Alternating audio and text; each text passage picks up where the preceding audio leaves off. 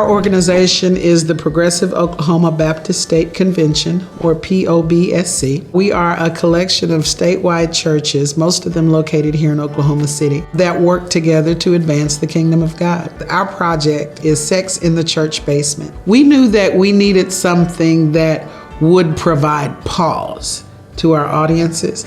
And so when you have a church full of people and you're saying sex in the church basement, one of the things I can guarantee you is they're listening. It's like, wait, what was that? In a 2,000-year institution, right, that being the church, often the concept of innovation is in direct odds with the way a church would operate.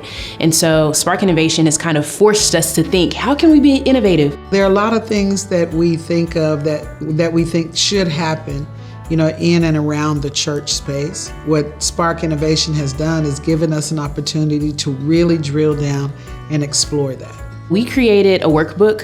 These kids these days, it is to bridge a generational disconnect between caregivers and the rising generation. And what we found in the first part of the human-centered design process is that our caregivers, they love working with the kids. They just don't always understand them. They know them in the space of the youth I serve here at church.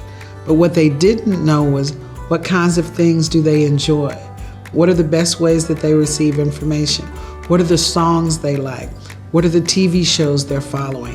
What are the social media channels they're following? The single most important thing that any of us can do for one another is to see. When you feel seen by somebody, then you're able to show up as your best self, your most authentic self. What we have learned is that they were going into Bible studies, they were going into small groups, they were going into grow groups, just taking shots in the dark, hoping that something they would say would in some kind of way connect with the students.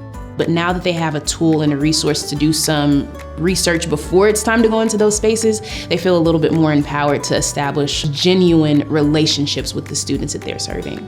Collectively, they all felt like, finally, what a relief. Finally, someone in the church space is taking on these conversations. It is a calling to be able to work with children and youth and to serve as a part of their tribe in ushering them safely and well-equipped into adulthood.